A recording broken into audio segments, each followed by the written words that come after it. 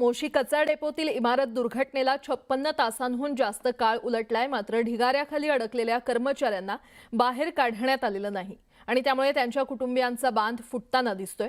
बचाव कार्याला आणखी वेग हवा होता अशी अपेक्षा या कुटुंबियांनी व्यक्त केली आहे। पाहूयात।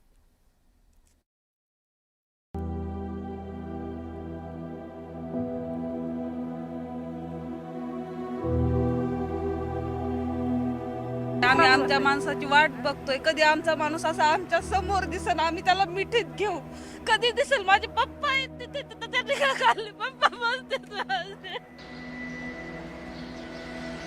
3 वाजता मशीन बंद केली, सगळे कामगार लोक झोपलेले होते, सगळं काम बंद होते। मशीन असो किंवा माणूस असो 12 तासाच्या वर काम करू शकत नाही। त्यांना कळायला पाहिजे होतं, जर त्यांनी 4 पोकलेन लावलेले आहेत तर दुसरे 4 पोकलेन अजून रेडी ठेवायला पाहिजे होते। काल त्यांनी इनिशियल स्टेजमध्ये डे 1ला जे झालं होतं 11 वाजेपर्यंत, त्या एवढ्या मोमेंटममध्ये त्यांनी केलं फास्टमध्ये। त्याच्यानंतर पुन्हा काही हालचाल झाली नाही सर, पूर्ण हात्यार टाकून दिल्यासारखं।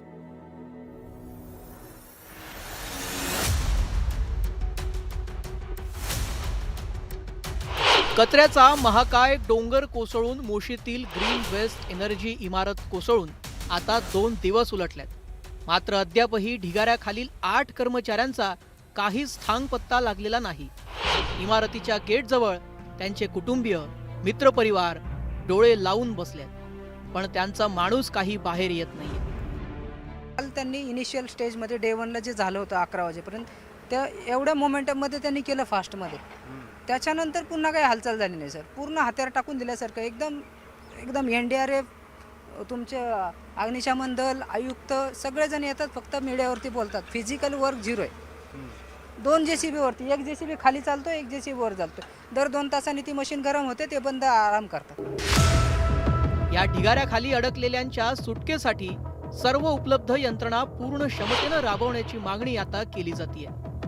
मोशीतील या दुर्घटनेकडे मंत्री, आमदार, नगरसेवक अशा सगळ्यांनीच पाठ फिरवल्याचा आरोप या अडकलेल्या कर्मचाऱ्यांच्या नातेवाईकांनी केलाय। मदत आणि पुनर्वसन मंत्री गिरीश महाजन यांनी दुर्घटनेच्या दिवशी संध्याकाळी आणि रात्री अशा 2 वेळा घटनास्थळी भेट देऊन बचाव कार्याची माहिती घेतली। मात्र त्यानंतर ते तिकडे फिरकले नाहीत। पालकमंत्री सुनेत्रा पवार यांनी बचाव कार्याचा आढावा घेत संबंधित अधिकाऱ्यांना सूचना दिल्या, मात्र प्रत्यक्ष दुर्घटनास्थळी त्या एकदाही आलेल्या नाहीत। स्थानिक खासदार अमोल कोल्हे यांनी एकदाही दुर्घटनास्थळाला भेट दिलेली नाही। भाजपचे स्थानिक आमदार महेश लांडगे दुर्घटनेच्या दिवशी एकदाच घटनास्थळी आले, त्यानंतर त्यांनी इथं हजेरी लावलेली नाही। मणक्याचं दुखणं बळावल्यामुळे काही दिवस प्रवासावर मर्यादा आहेत, पण या संपूर्ण दुर्घटनेचा मी सातत्यानं फॉलोअप घेतोय। माननीय आयुक्तांनी सांगितलं की फार मोठ्या प्रमाणावर पाऊस झाला, मग अशा मोठ्या प्रमाणावर पाऊस झाला तर धोका निर्माण होऊ शकतो याची कल्पना ही प्रशासनाला होती का? याचबरोबरीनं महापालिकेचे जे शहर अभियंता आहेत, जे पर्यावरण विभाग बघतात, यांची नैतिक जबाबदारी निश्चित ही होणं गरजेचं आहे। सदोष मनुष्यवधाचा गुन्हा सदर अधिकाऱ्यांवर हा व्हायलाच हवा। काही स्थानिक नगरसेवकांनी येऊन आरोप प्रत्यारोप केले, पण अडकलेल्यांच्या कुटुंबाला धीर देण्याचा किंवा बचाव कार्य वेगानं कसं होईल याचा प्रयत्न कुणीही केलेला नसल्याचं दिसून येतंय। पहिल्या दिवसानंतर बचाव कार्याचा वेग मंदावल्याचा आरोप सध्या करण्यात येतोय। माणूस तिथं फसलाय तर तिथं वाढवा, जे सामान माणसं लागतील माणसं वाढवा, ते क्रेन लागेल काय लागेल ते वाढवा, पण काढा ना आमच्या माणसाला बाहेर। तिथं आम्ही म्हणतो तर आहे तर काढा, तिथं लक्षच देत नाहीये। तळवाडी MIDC त्यांचं पूर्ण पत्रा शेड वगैरे काढण्यासाठी शेकडो JCB वन टाइम लावले। 3 दिवस झालं सर्च ऑपरेशन चालू, रेस्क्यू ऑपरेशन चालू सर। 2 JCB वरती काम करतात हे लोक। का पालिकेकडे काय JCB नाही आहेत का? आता जवळजवळ 12 पोकलेनीचं काम करत आहे। रात्रीपासून हे काम चालू आहे, म्हणजे परवा 8 तारखेच्या 2:30 वाजेपासून हे काम चालू आहे। त्या कामाचे विविध टप्पे आहेत, तर हे सर्व NDRFचा हा त्यांचा एक्सपर्टीज आहे। त्याप्रमाणे NDRF, आर्मी यांनी एकत्र मिळून ते निर्णय घेऊन त्याप्रमाणे ते केलेलं आहे। वंचित आघाडीचे नेते प्रकाश आंबेडकर यांनी घटनास्थळी भेट दिली, त्यावेळी या कुटुंबियांनी त्यांच्याकडे आपलं गाऱ्हाणं मांडलं। कशातच काय नाही. आता 2 दिवस झाला आम्ही म्हणतो, कालपासून म्हणतो की इकडून मशिनरी लावा खाली. इथं माणसं खाली ठिकाऱ्या खाली आहेत का, तर कोणीच ऐकाय ना. धुवा म्हणतात नुसतं लावायचं चालू आहे. काय रात्री 3 वाजल्यापासून काम बंद ठेवलेलं, कशासाठी ठेवलं होतं काय नाही. आम्ही जेव्हा 6 वाजता बोललो तेव्हा ते चालू केलं. ते कॉन्ट्रॅक्टर गुन्हेगार आहेच त्याच्यामध्ये.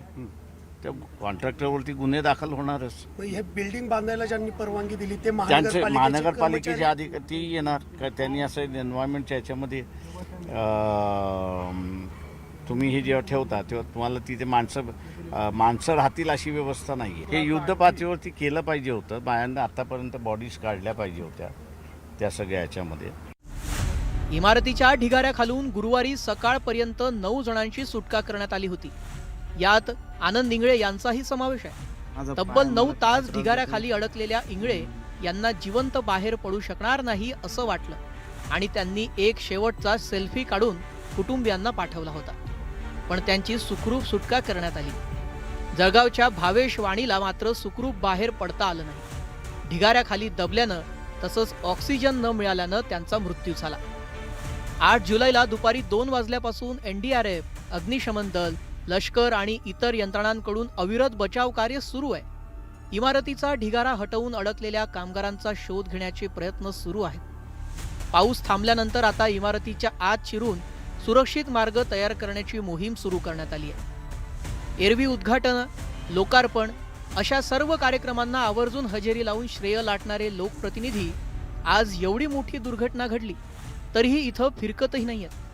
नेहमी आश्वासनांची खैरात करणारे आणि सर्वसामान्यांच्या हिताच्या आणाभाका खाणाऱ्या लोकप्रतिनिधींना सर्वसामान्यांच्या जीवाचं मोल वाटत नाहीये का, असा प्रश्न या निमित्तानं पडतोय. गोविंद वाकडेसह ब्युरो रिपोर्ट, न्यूज 18 मराठी.